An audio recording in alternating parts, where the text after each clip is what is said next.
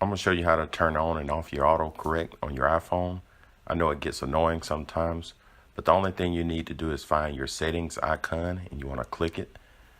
And once you click on your settings icon, you want to scroll down until you find general and click general. Then you want to scroll down until you find keyboard and you click on the keyboard. Once you click on keyboard, you're going to see auto-correct. Right now it's on, and you can click it to turn it off and click it again to turn it back on. And that's really all to it. So I'm going to go through it one more time, and we're going to go through it a little quicker this time. But you click on settings. Once you click on settings, scroll up until you get to general. Click on general, then click on keyboard. And there you go, your autocorrect. Right now it's on.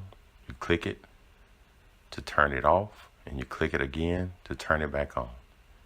If this video helps, subscribe to my channel. Thank you.